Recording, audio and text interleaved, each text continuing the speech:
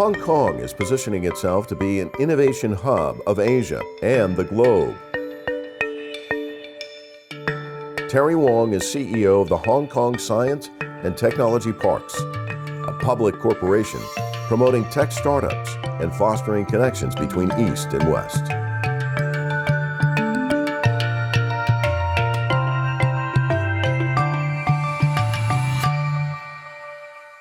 So talk to me about HKSTP's efforts at fostering innovation. What's it like there right now in Hong Kong? Well, HKSTP, after it's operating for 20 odd years, we know next year we're going to celebrate the 25th anniversary. So it's growing and becoming a kind of pretty big and vibrant innovation technology ecosystem in Hong Kong. I would have to say, it become a more regional go-to places to look at startup, new technologies, innovations.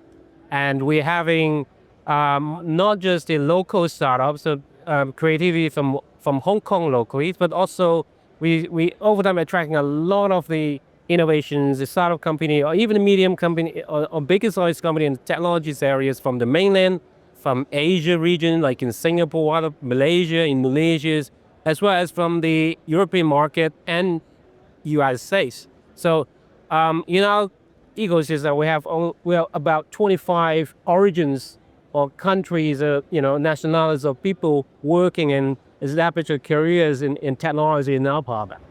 You mentioned regional, and it's so interesting. I think it was about 7 years ago, this mammoth bridge is constructed, and it really has created this greater Bay Area. Can you talk to me about dynamically how that has changed the environment and why Hong Kong has become such a go-to really hub, not just for China, but for the world? Well, in the last decades or so, I think Hong Kong has been evolving and transforming. The leverage on its unique roles. Hong Kong itself is very strong in technology. We have the best, university you can find in the top 5, actually on the top 100 universities.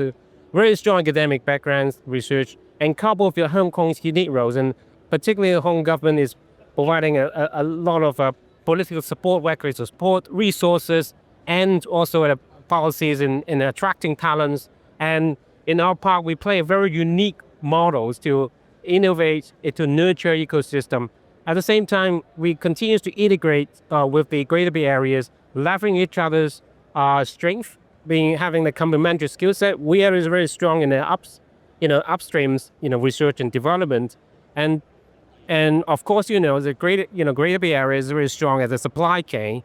And for all our startup innovations going down the value chain development cycle into the prototyping mid process of the development cycles, when they need to do trials and small scale productions and then move down to commercialization and productions, we leverage on Greater Bay Area's strength. So that's a really perfect integration of our strength among the Greater Bay Areas. That we have been doing it quite successfully in the last few years. So you're seeing Hong Kong emerging, become a regional hubs and go-to hubs.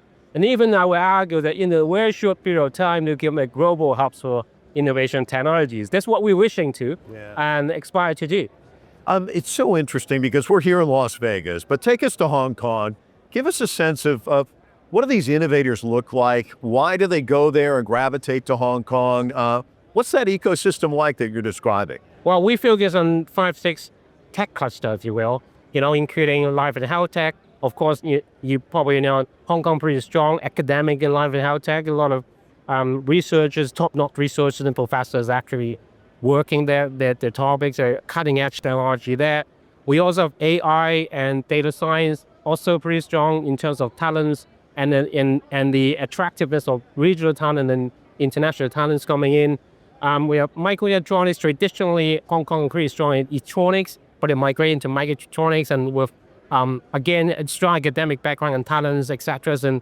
And also supply chains moving on in China. There's a lot of research is starting to migrate into Hong Kong areas, as well as like green technology and other tech clusters, if you will, you can find those becoming the portfolios for us to develop. And with the local startup, we also attracting other, in the same industry, the medium-sized company and big-sized company coming in to look into innovations look into opportunities for new technology, new product developments. So over time, Hong Kong had attracting a kind of good supply chain participants coming in, and we also have a very strong financial strength in Hong Kong. So Hong Kong is a top, one of the top three, right? Financial centers in the world, and also cover in the by the regulation and policies, only attracting a lot of people coming into IPO to do financing. Recent years, we attract a lot of technology companies from China and from other regions to come finance in Hong Kong. So all these factors become a very important benefits that for us as Science Park to facilitate the development innovation technology ecosystem. It's interesting listening to you because if you look at CES, which you had, it's sprawling, it goes in so many different directions. There's so much technology and innovation going on. Is it important to stay focused on these core groups that you're talking about? Because I think you could easily go in this direction or that direction and kind of lose your focus, right? Yeah, well, you're right. You have to have some focus, eh? But what we play a unique role in Hong Kong is that we have a strong market backing us in China and in region.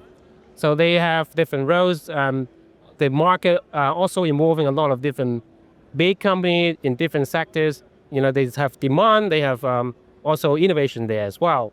And also our startup become the group of startup, the solutions and the innovation become quite universal now. They're solving the problem not just in Hong Kong, but also in China, but globally.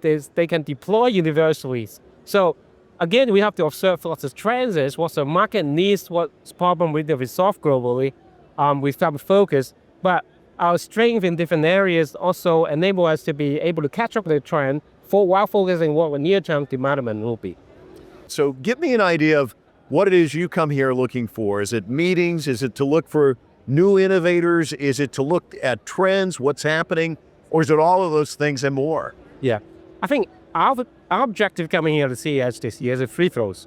One is that definitely we want to have all our staff report along to benefit from this show, is that they're able to showcase their products or solution, uniqueness in solutions, getting assets to the potential partners, investors, so that they can commercialize the products to develop the business. So it's one thing, this one area is that we really want to achieve, and I have very strong confidence based on the track record will be another big success years for that. Second, we bring the biggest delegation this year to CES. We have in total from Hong Kong 61 tech company exhibiting, in which 47 are actually based in Hong Kong in Science Park. And we want to showcase to the world that Hong Kong's innovation technology is becoming maturing, and also it will become a very attractive to the international investors and industry participants to look at our innovation, look at our pipeline, and we have very good beneficiaries advantages. We have regulatory support. We have a good funding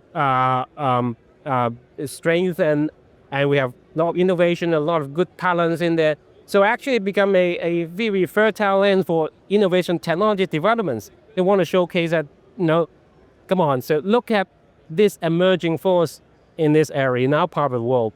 This creates a lot of opportunity for different group of stakeholders to come over, take a look, and in participating in.